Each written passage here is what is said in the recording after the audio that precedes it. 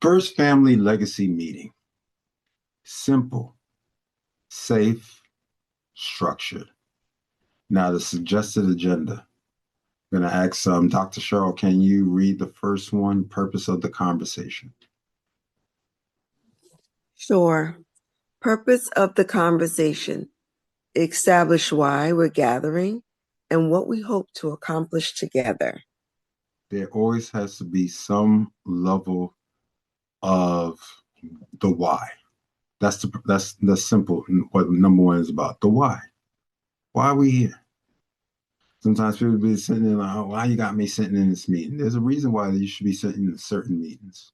Not only are you generating information, but you're starting to see how people move in particular. It could be a family dynamic, could be in a business dynamic. It gives you the opportunity to see, like, okay, what is it that you're entertaining? What it is that others are entertaining, and how they're well positioned. And also, you're looking for their buy-in.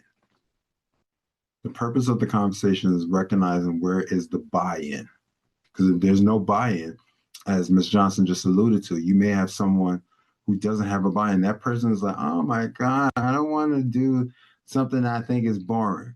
But yet that boring thing could be the thing that has sustained this family for a couple of generations. But now all of a sudden, you want to go out to, some island just to play music and, while this thing is still moving over here.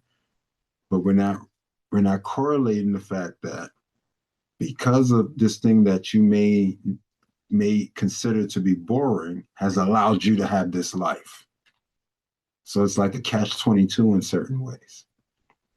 And number two, shared values discussion. Identify the principles that unite us and guide our decisions. Regardless of like how me and Dr. Shaw have 6 children, they all have 6 different perspectives. Now they have the same DNA line. They don't have to figure out, do they have a half brother, half sister? So blood and blood retention, there's no disagreement there or arguments. But at the same time, if a type of meeting like that was to be held with 8 different perspectives, you start to recognize, like, wait a minute, okay, now where are the values that are shared and there's a commonality in it? Without establishing and recognizing that there is a level of commonality, now we have to recognize, okay, what unites us to make sure that regardless of you have your own thoughts over here, you may have your own thoughts over here, we still have a nexus point or a foundation where we all grow from the same web and recognizing, okay, what do we position ourselves so the family wins? I always think about that Jay-Z and Beyonce song in regards to family. Nobody wins when the family loses. And it's always good for us to think about that. Okay, Ms. Johnson, can you read number 3 for us? Visions for the future. Paint a picture of what success looks like for our family legacy. And as we start to recognize, all family legacies are not all the same way. As we just are starting to even be a little bit more expressive and more expansive in the fact of respecting the fact it could be the traditional way and it could be the non-traditional way. And we're not going to actually sit here and say one is better than the other. Everyone has the ability of their choice. Everyone has to have that vision for themselves. Like, wait a minute, what is it? Why am I doing it? There's a why. And it's amazing how it always goes back to that why. So even when you have a vision for the future, why do we have this vision for the future? Is it for us just to have more money so we can be spenders? Or is the vision for the future that we're building something not only for ourselves to enjoy, but for that other generations, our children's children, can enjoy as well? Whereas they'll be responsible as well for keeping this baton going. And if it's done in the appropriate manner and not from a haphazard way or just from a controlling space, then that vision or that legacy can actually really grow very bountifully. But then you can recognize how certain things could have such a great run and then all of a sudden end.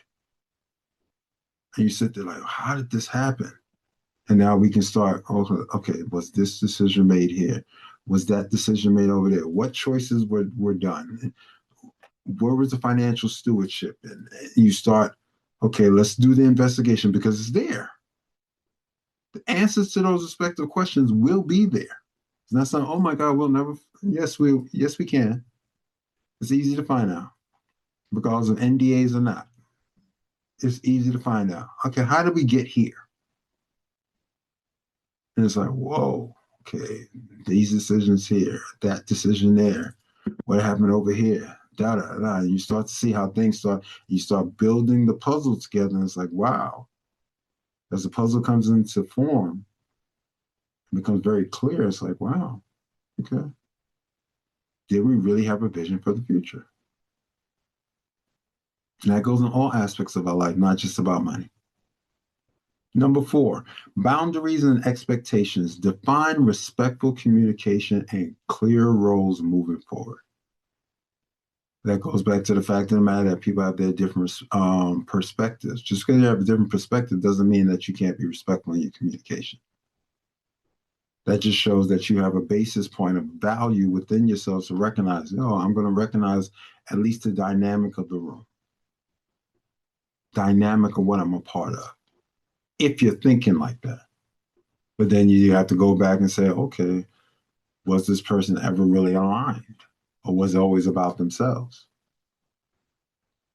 And then sometimes you may have to make those business decisions that even though someone is blood, they got to be, nah, we don't need you. One bad, as they say, one bad apple can spoil the bunch. It's like, wait a minute, what happened? We had these apples were ready to eat and they were wonderful. So yeah, we stuck that one apple that was kind of rotten. So okay, we still gonna keep them in place because they're family. And all of a sudden, that thing starts infiltrating and start. What happened to these other apples over here? These other apples weren't like this. Yeah, we had to stick this rotten one in that bunch, and then we started recognizing, okay, before and then you got to throw all those apples away. It's like, why? Because they got infiltrated. There's no boundaries. There's no respectfulness. There's no honoring. So, there's sometimes we got to make those hard decisions and steps that allow us to say, wait a minute, I understand we're blood, but it's because we're blood doesn't mean I'm supposed to respect what you're doing if it's not being in the dynamics of what the family needs to get done. So that's very important. And number 5, the next steps, which is also a step. Agree on concrete actions, not final decisions, but forward progress. When you start to recognize that we're not stuck in cement, you have the ability to say, wait a minute, this stuff is adaptable. It has to evolve. We're not working on typewriters right now. I remember I was probably in the last stanchion when I remember still seeing there was a typewriting class in the 80s. Then all of a sudden that typewriter room changed, and all of a sudden you saw these big CRT screens with, these big white boxes and big, yes, I'm about to date myself, walking around with 5 1/4 inch discs. Probably Nicole is laughing in the background because she probably never seen a 5 1/4 inch disc. But that's where we were. But now there's not, if you buy a computer these days, there's no more DVD or CD player. Why? Because we moved beyond that. We moved beyond, oh, I got to go get the disc. No, everything is like, yo, you got connected to the internet? Okay, yeah, download, go to the website, download the software package and install it that way. Wait a minute, I don't need a disc. Where's the D? It's like people, if God forbid, if someone who remembers each computer having a CD-ROM or DVD-ROM, and they come now, it's like, yo, what's going on? I don't know how to maneuver this computer. It says, yeah, we've evolved from that. So next steps are always important, which goes to an important rule on the bottom. This is alignment, not negotiation. We're building unity and not bargaining for position. See, if you go into a conversation like this, where people say, oh, I need to be this, and where's my title, and this, that, and the third, okay. You're already looking at that person with a side eye. You're respecting that they're part of the family, but you're already starting to recognize, like, okay, where they're going with their thought pattern, because it may not necessarily be aligned with the family dynamic. So when it's aligned with the family dynamic, everyone gets in where they fit in, starts to serve in those respective capabilities and capacities, and next thing you know, everybody wins. Not just you win. So you got to move from being self-centered to well-rounded. So when we start to have these respective and definitive conversations, however it is that you break down, someone who's probably single, their first family legacy could be those individuals that they consider their friends who are like their family. Maybe that's their family legacy meeting. So it's not about just a one size fits all. We know there's a foundational thought around that, but at the same time, we have to be expansive in our well-doing of recognizing that not everyone is moving in the same space. And not one way is better than the other. It's just like, okay, this is our way. And now have you figured out your way? What would you say to this, Dr. Cheryl, before we move on to the next slide?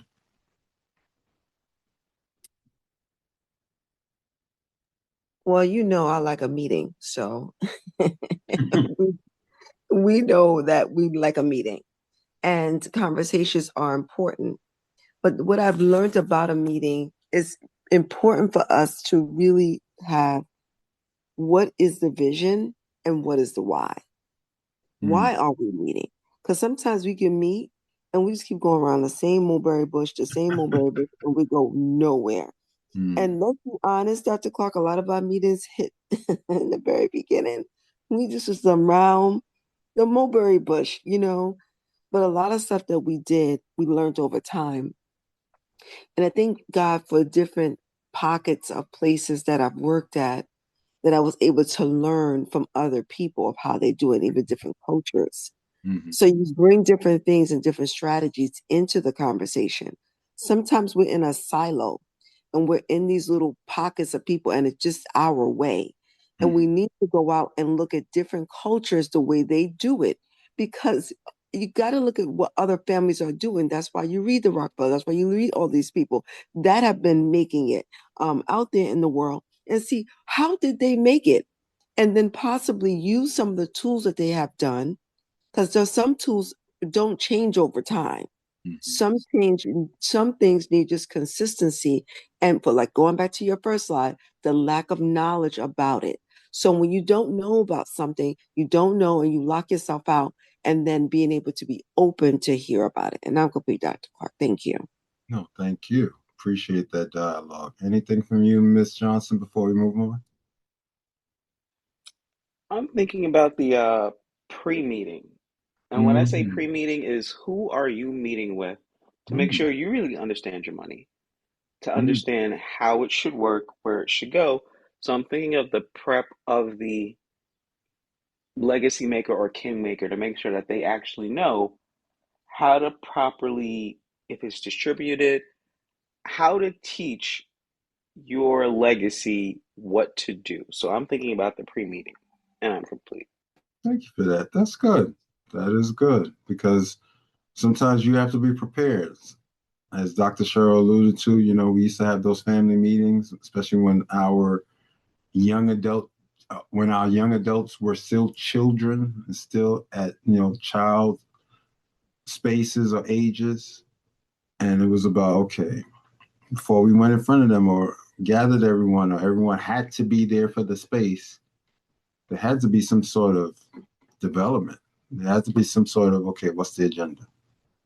What are we actually saying? We're just here just to point fingers at people because we have authority, or we're recognizing what is it that we're truly saying? What are the values that we are attempting to establish and pour into?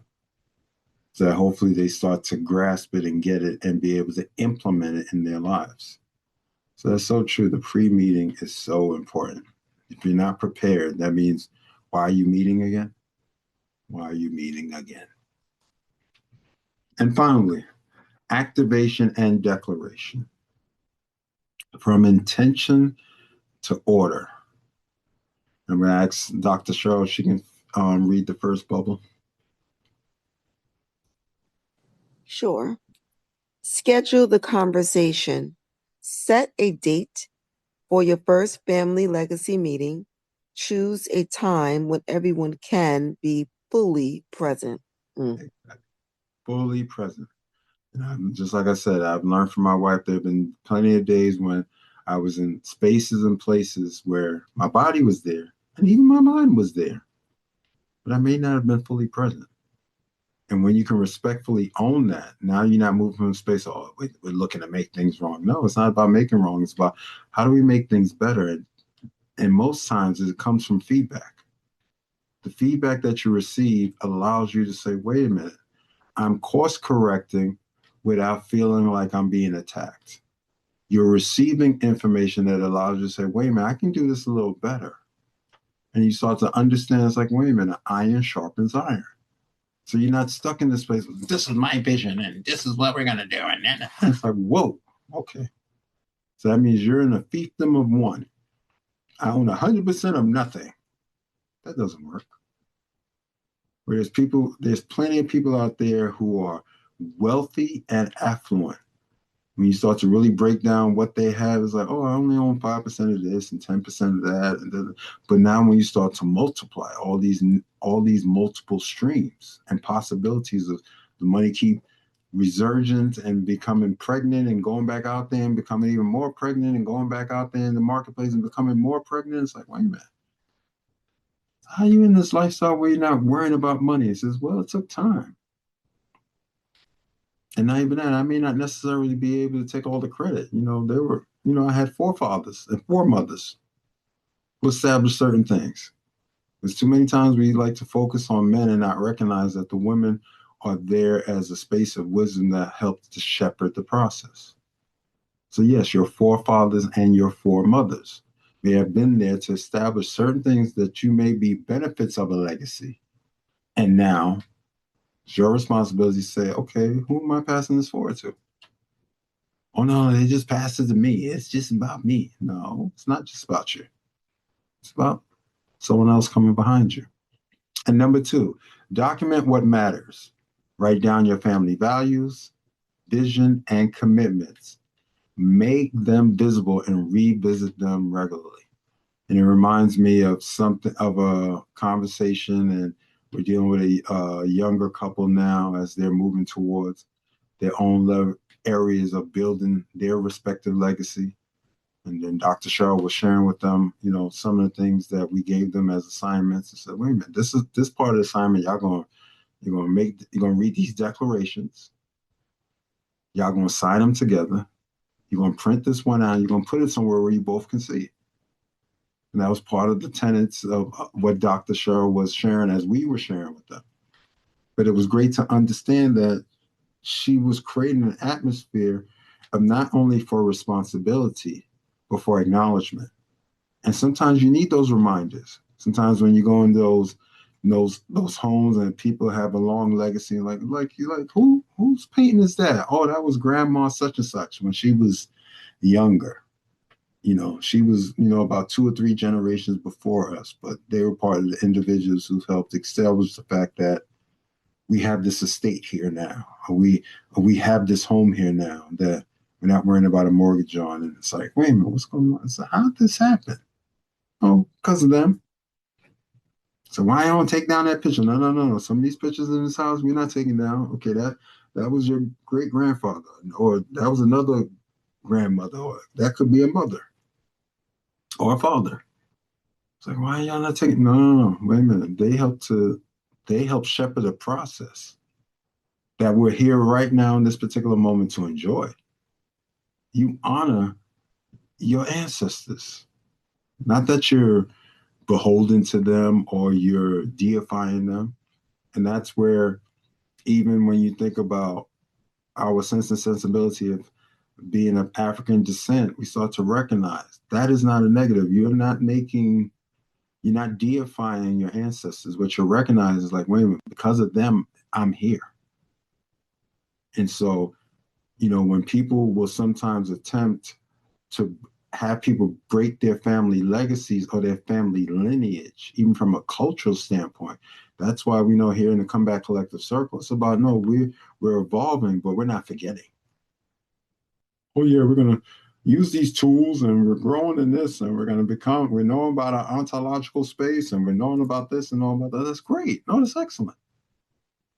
But we're not gonna forget about how we got here. You didn't just get here asexually. You had a line and a lineage that allowed you to get to this point.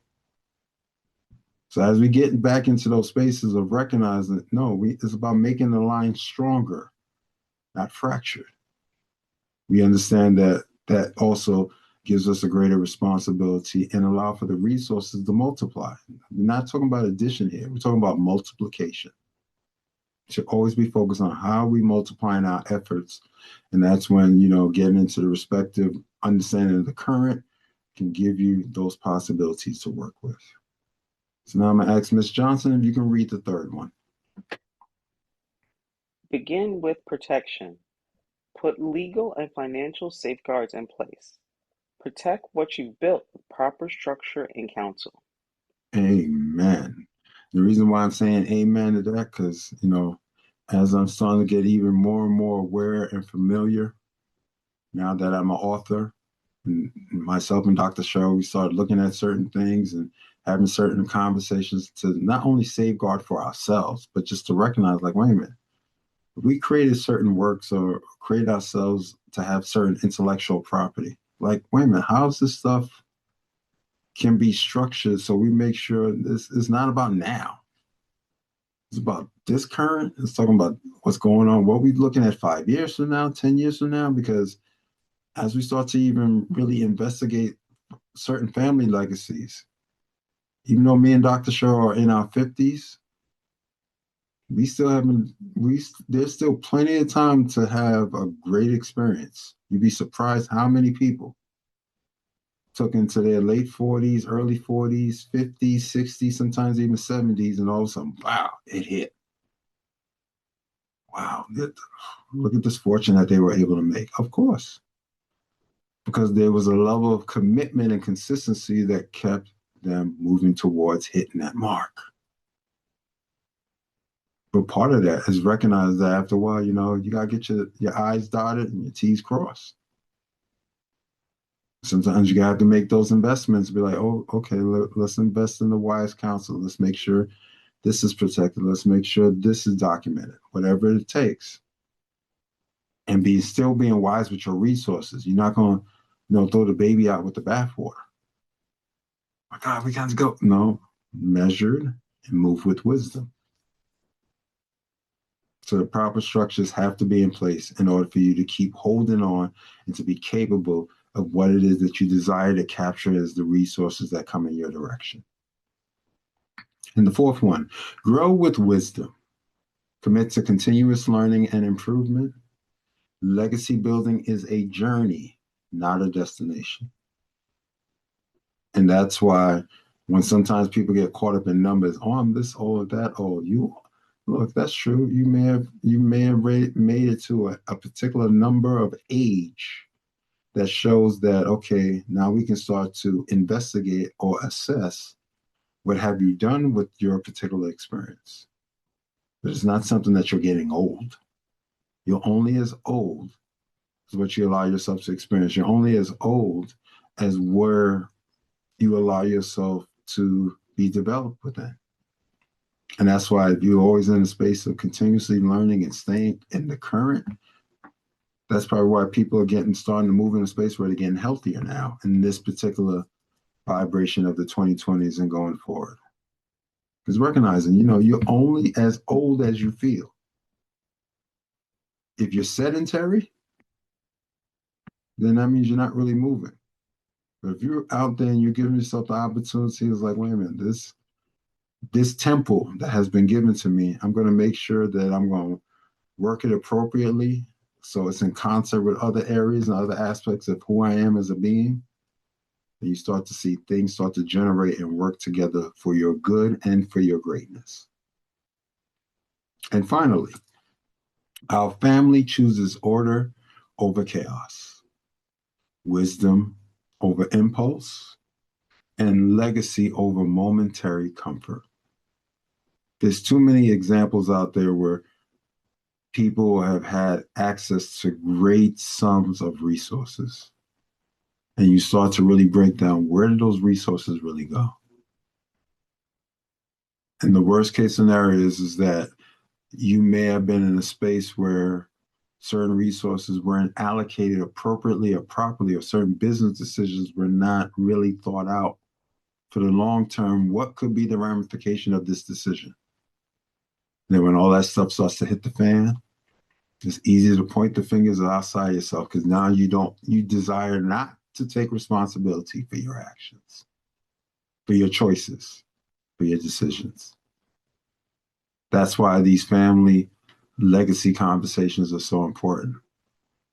Because there are times we can come back to the table like, okay, who made this decision?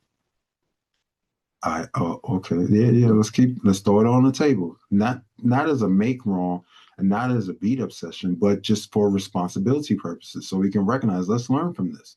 Who made this decision? Who made that decision? Why do we go here? Why do we do that? Why do we do this? Why do we do that? And if the nexus points start coming back to one or two, or whoever it is that's creating these scenarios and situations, like, wait a minute, is it a family dynamic or is it you? And there are times that certain structures, people don't like to take responsibility for their own respective choices, but we get to learn from them. We get to learn from them, and they're great opportunities, great lessons. It's powerful, powerful, powerful. So with that being said, before I get off the slide, Dr. Cheryl, you have any thoughts before we end this slide? No, I think this is great. I think that the family and the activation and declaring things is important for us to be moving in the same direction. Sometimes we could be moving in a direction, but if we're not moving in the same direction, it's counteractive, and that's ugly. Anything from you, Ms. Johnson? This is the pre-meeting I was just asking about. It's right here. It's exactly what you need to do. I'm complete. Excellent, excellent, excellent. And with that being said, let's see. And we are complete.